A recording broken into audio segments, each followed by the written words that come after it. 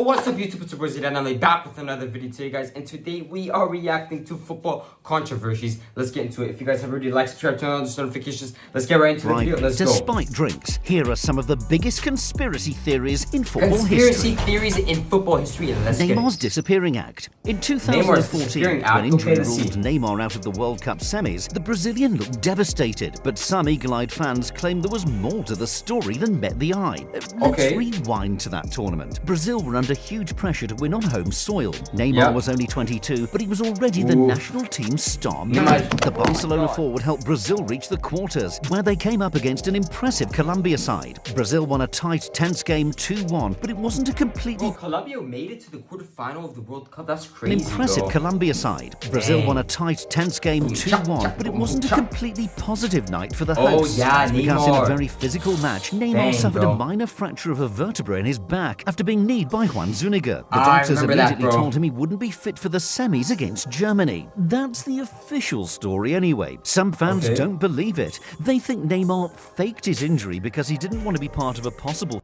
Nah, faking is crazy, bro. There's no reason why Neymar would fake it, especially in a World Cup, bro. Humiliation by the Germans. Conspiracy theorists studied pictures of Neymar being taken to hospital and claimed that some of his tattoos were missing. They argued Brazil had employed a body...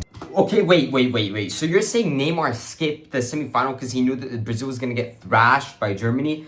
To be honest, I don't believe that. But people seeing Neymar go to the hospital with missing tattoos, that is a bit suspicious, I can't lie, bro. And that Neymar was absolutely fine.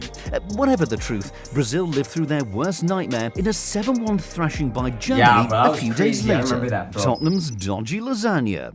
Nutritionists and chefs have a pivotal role to play in modern football. In 2006, Tottenham found this out in the worst possible circumstances. It was the final weekend of the Premier League season. For Spurs, the task was simple: beat West Ham and they'd finish in the top 4. Tottenham could almost hear the Champions League anthem ringing in their ears. The squad stayed at a hotel before the game at Upton Park. They were served lasagna in the restaurant the night before. That looks so good, bro, especially because I'm fasting. Oh my god. For the match, the players were in a relaxed mood as they tucked into their food.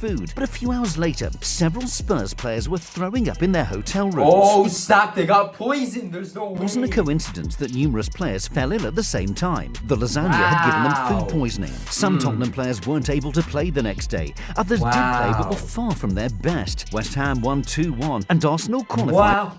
Others did play but were far from their best. West Ham won 2-1. That's crazy, bro. If I was the manager, I'd be so mad. If I was the players, I'd be so mad, bro. And Arsenal qualified for the...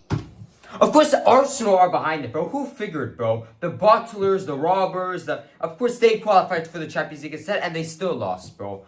Oh my god, bro. Of course, Arsenal was behind it, bro. Champions League instead. Get out of my face, but there's a much darker side to the co-host's achievement that summer. With Gus Hiddink in charge, South Korea were determined to do more than just make up the numbers. The Daegu Warriors finished top of the group ahead of the USA, Portugal and Poland. They then beat Italy in the round of 16 before dumping out Spain in the quarters. Hiddink's side were finally halted in the semis, beaten 1-0 by Germany. But although Koreans were thrilled by the team's achievements, Italy and Spain were left flabbergasted by some controversy. Dang, they eliminated Italy and Spain is crazy. What? Damiano Tomasi goal incorrectly ruled out. Spain had 2 goals chalked off in the quarter-final before their eventual defeat on penalties. Ivan Helguera called it a robbery, and the Spanish media slammed the match officials as thieves of dreams. 20 years later, fans in Italy and Spain still refuse to believe they were victims of just bad luck. The holy water. Yeah, bro. Especially like this is what I don't like about the World Cup. Especially like a strong team hosting the World Cup, like Argentina, Germany, stuff like that, bro. It's so easily to like convince the refs, because it's in their own backyard. That's what I don't like, bro. Okay. The scandal. The holy water scandal. Elevate your trading experience with eToro Club. Bro, get out of my face. Portfolio ad, bro. Now, you don't need to be a South American to know there's no love lost between Argentina and Brazil. At the 1990 World Cup, a shocking incident proved how fierce the rivalry is. The two nations met in the round of 16. One would be going through to the quarters, and one would be going home. The stakes couldn't be higher, and both teams were desperate to win. The game was played in Turin. Okay, not exactly Mexico City, but it can still get pretty hot in late June. During the match, Brazil left-back Branco was offered a drink by the Argentina physio. Claudio. He gratefully accepted it, but that was a big mistake. Oh, he got poisoned. All of a sudden, Branco felt lethargic. No. He'd been man-marking Diego Maradona, but the Argentine genius... Bro, imagine being poisoned and marking Diego Maradona. Oh my god, bro. Bro, without being poisoned, you're already screwed, bro. was now starting to find space. With 9 minutes left, Maradona set up Claudio Caniggia to score the only goal of the game. That wasn't the end of it. Branco complained that something must have been in the water he was given. Years later, Maradona backed him up. He told the press that the water had been laced with No! He actually got laced. tranquilizers. Ronaldo at the World Cup. It was the That's eve of the crazy, 1998 World Cup Oh my final, God, and the wait, stage that's was fucking set for Ronaldo to crazy. demonstrate once and Bro, for all the that he was the most Argentines should be exciting banned, bro. player on the planet. Then something terrible happened. Oh Phenomeno was living up to his nickname. He scored 4 goals, and with his blend of speed, skill and ruthless finishing, he led Brazil to the final. Ronaldo was unstoppable. Brazil were the favourites against France, but just an hour before kickoff, the world was stunned to discover that Ronaldo had been left out of the starting 11. In the end, the striker did start, but it was a shadow of his usual self as France beat Brazil 3-0 to win their first ever World Cup. See, France 98, bro. See, the France won the World Cup in their own backyard. You see what I mean? Like,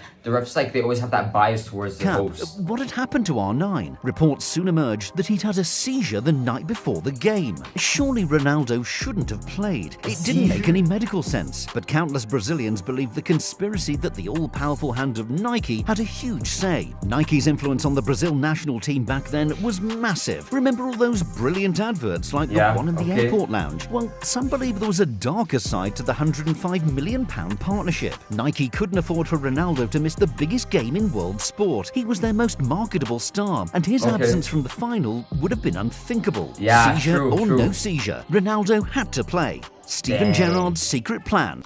No, we're gonna skip over Steven Gerrard's secret plan, bro, because of course it's already rigged, bro. Liverpool deserve that Champions League. I don't care what anyone says, bro.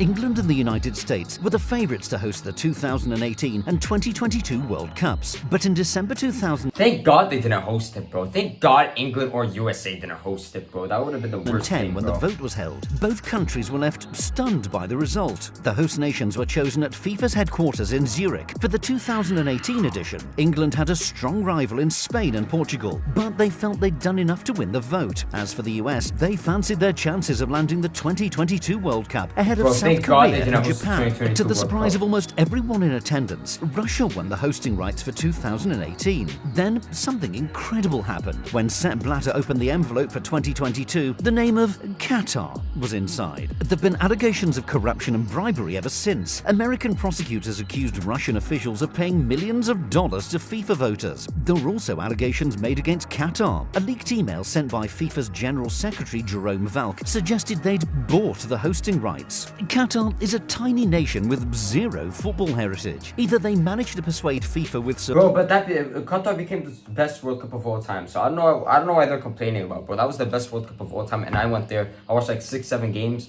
Pause, bro, not 6-7, but 6-7 games. It was the best experience of my life. Qatar deserved that. For a long time, Howard Webb was seen as the best referee in England. But in 2015, an inflammatory comment from the retired ref left many supporters up in arms. Webb became a Premier League referee in 2003 after quitting the police force. He quickly rose through the ranks, winning respect for his no-nonsense style of officiating. In 2010, Webb was effectively recognised as the best referee on the planet when FIFA appointed him to take charge of the World Cup final. He wasn't universally popular though. There were suspicions back in England about Webb's allegiances. After a string of pro-Manchester United decisions, the Yorkshireman was accused of secretly being a Red Devil. Liverpool fans were particularly irate when in 2009, Webb gave Arsenal United and Man United are the biggest riggers of all time, bro. Guys, comment down below what you guys think, bro.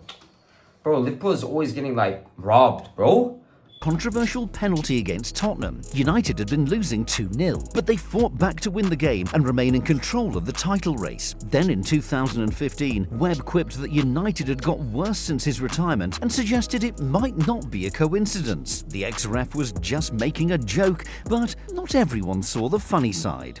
Barcelona's sponsorship. Oh my God, of course, Barcelona, bro.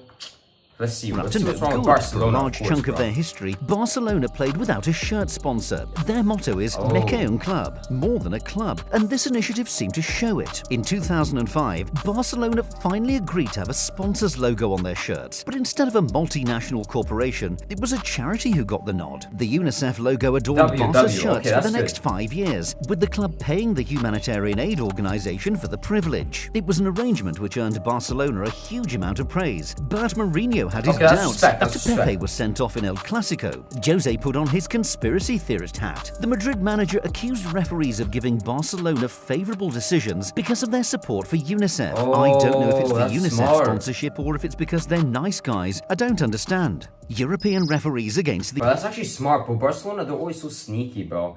And I'm not even gonna go at these refs right now, bro. But the damage had already been done. Some people argue that UEFA wanted to punish England for not getting involved from the start. They insist that it's not a coincidence that an English team didn't win the competition until 1968, when Matt Busby's United lifted the trophy at Wembley. There were certainly some dodgy decisions before then. Liverpool were on the wrong end of some terrible refereeing when they... Bro, of course Liverpool's always getting, like, bro, like, we have such bad, like referees, bro. They lost to Inter in 1965.